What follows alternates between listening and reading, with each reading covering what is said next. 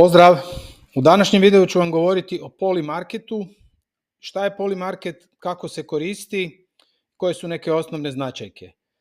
Dakle, Polymarket je tržište na kojem se trguje sa predviđanjima ili prediction market. Polymarket je jedna od platformi, vodeća, glavna, najveća, sa najvećim volumenom. Ima ih i drugih različitih, ali evo ona je nekakav tipičan predstavnik i najznačajnija u tom sektoru. Do Polymarketa ćete doći tako da u adres baru pišete polymarket.com i on će vas dovesti tu na prvu stranicu platforme. Tu se, kao što možete vidjeti, treda, tu se zapravo možete kladiti na neke događaje i onda obzirom na sentiment kako se drugi ljudi klade i kako je nekakvo ukupno predviđanje, vi tu možete zaraditi, staviti svoj novac, izgubiti ili igrati se s tim. Uglavnom, ovdje vam po defaultu su vam prikazani trending, znači oni koji su trenutno u trendingu, koji imaju najveći volumen. Evo tu dolje vam piše, ima $14 milijuna volumen tradanja. Da li će gradonačelnik New Yorka biti taj i taj. Vidite tu kategorije, politika, Bliski istok, sport. Znači sport je dosta popularan, pa onda imate kripto, pa onda imate cijeli svijet, šta se događa u svijetu, da li će potpisati primirje do 15.7. i tako dalje i tako dalje. Evo, kako se kreće? Krećete kao i kod svih kripto aplikacija, tako da spojite wallet. Ovdje to ide malo drugačije, obzirom da se ovdje možete spojiti i ako nemate kripto wallet, znači možete se preko Google-a i onda uplatiti sredstva s nekim od kartica. Ali obzirom da je ovo kripto kanal, mi ćemo napraviti kripto varijantu i naravno to je krenulo sve kao kripto projekt, pa idemo vidjeti kako to izgleda. Znači spojit ćete wallet prvi put, znači tu ćete confirmat i sad ćete morati si dati neki username. Prihvatite ovo, continue, tu ovo možete skipat, znači ne morate ići na ovo, to je da im stavite nekakav mail i morate enablat trading, znači morate dozvoliti platformi da trada s vašim novčanikom, odnosno da trada s vašim novcima i nakon toga ćete morati deponirati sredstva, odete na deposit funds. Sad ono što je važno kod Polymarketa da je on na Polygonu. Polygon je jedan od ovih mreža koje su kompatibilne sa Ethereumom i znači one su vam tu navedene u Metamasku. Izaberete Polygon i sad ja tu imam nešto tokena. Kod ovoga je važno da deponirate USDC, znači to je nešto što oni traže i važno je da imate i nešto Polygon tokena koji vam služe za plaćanje transakcijskih naknada. Ja imam tu $4. Evo, ja ću sad tu deponirat, recimo izabrao sam USDC, continue, ja sad tu izaberem, evo recimo imam 3,90, ja ću izabrat ću $3 ću staviti, continue, destination Polymarket wallet, evo recimo na primjer koji će film najviše zaraditi u 2025. I sad tu morate naravno potpisati da odobravate tradanje s tim. Onda morate approvat tokene.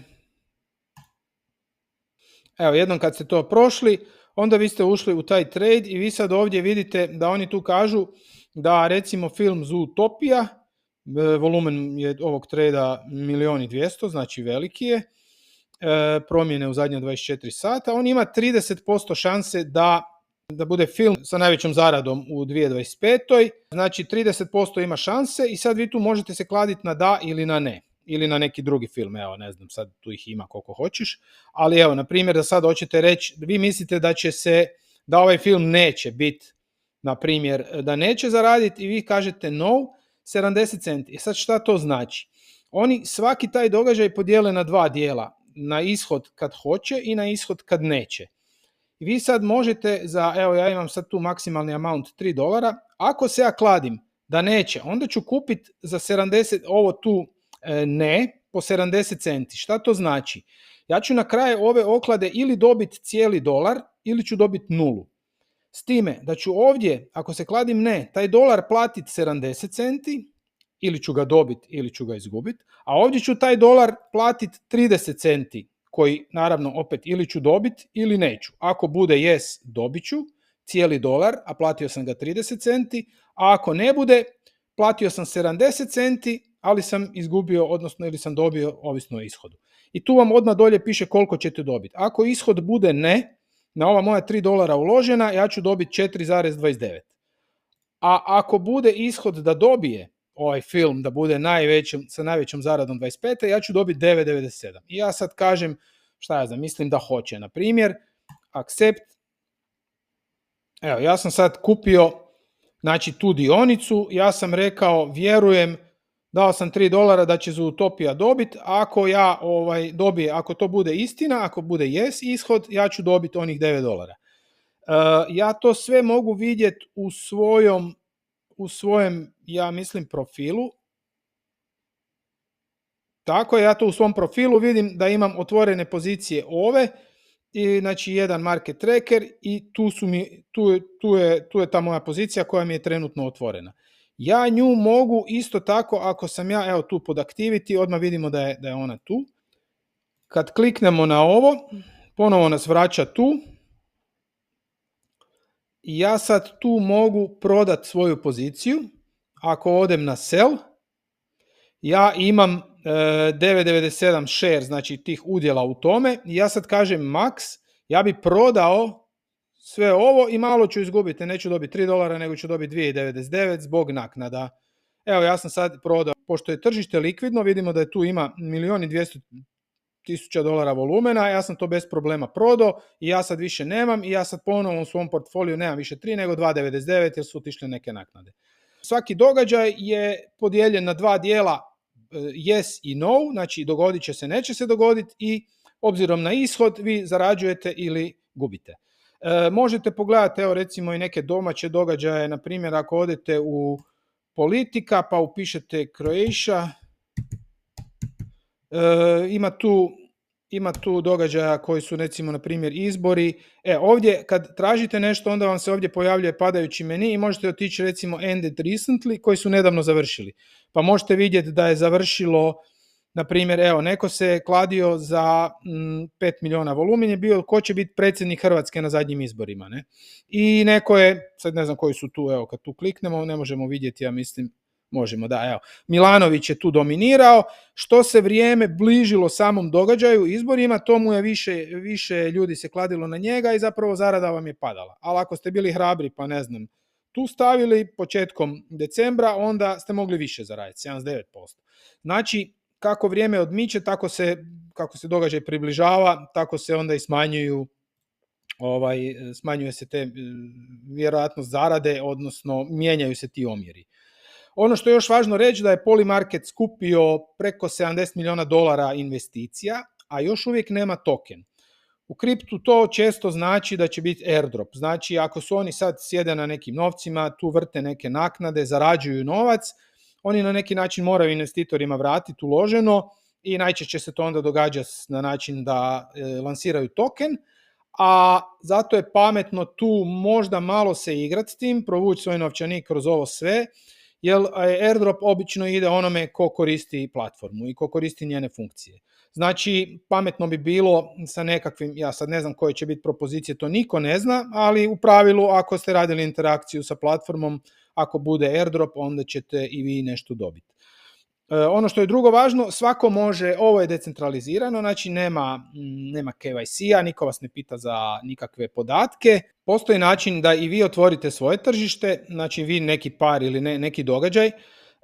Dvije su stvari bitne, jedna je tu, ne može se kroz ovo sučelje, nego se treba ići u njihov Discord, pa onda predložiti, pa onda oni to tamo prihvate ili ne prihvate i za to ćete platiti neki mali fee.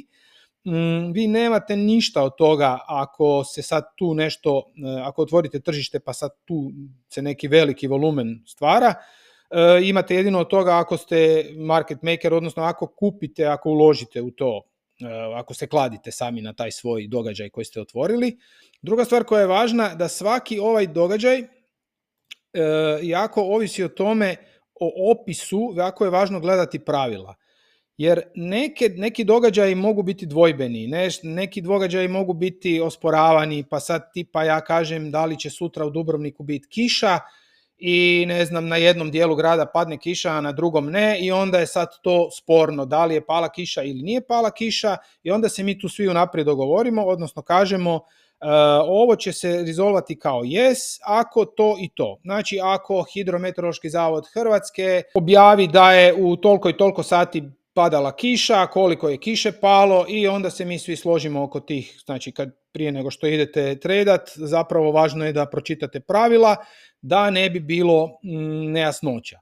Često bude i nakon toga, i usprkos tome što su pravila, često budu nejasnoće, onda se ide na dispute, i to znači da onda to neovisni vanjski neki validatori, a to su oni koji drže UMA token, zato što ovaj Polymarket ovisi o vanjskoj validaciji, a ta vanjska validacija se radi uz pomoć UMA tokena koji je svojevrsni neki oracle. Sad, tu isto postoje neki mehanizmi, uglavnom onda se unutar te UMA zajednice, ljudi koji su stakali te UMA tokene, oni svojim glasom donose odluku o tome, temeljem sad cijele rasprave, donose odluke o tome koji je događaj zapravo validan, i onda se zajednica zajedno donese odluku o tome da li je da ili ne, i time prestaje taj dispute. Često se dogodi da budu ti nekakvi nesporazumi i razmirice, i evo kažem vam, na taj način se to događa, zato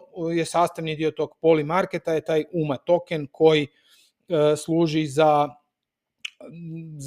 vanjsku validaciju, ajmo tako reći, pa onda putem, kako sam vam već rekao, oni odlučuju o tome. Znači, postoji nekakav relativno fair i provjerljiv način da se neki događaji validiraju. Porasla im je popularnost u vrijeme izbora u Americi ili općenito nekih velikih događaja u Americi, jer ljudi onda tada strašno počnu ići na taj Polymarket i smatraju ga nekakvim izvorom istine ili predviđanja i tako dalje. I cijelo vrijeme mislim da radi tipa milijarde dolara, u milijardama dolara se broji taj volumen koji oni postižu. Ono što je još zanimljivo, da imate tu Dune Analytics, to je neko je napravio, ili oni ili neko drugi je napravio tu na ovoj adresi analitiku cijelog tog tržišta njihovog, pa tu možete vidjeti po datumima koliko ima aktivnih adresa,